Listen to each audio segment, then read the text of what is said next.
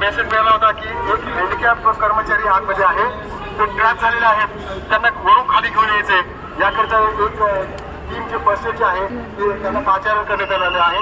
First एडची team with stretcher आतमध्ये गेलेली आहे. तर हँडिकॅप जो अपंग दिव्यांग आहे, दिव्यांग व्यक्तीला खाली घेऊन येत आहे.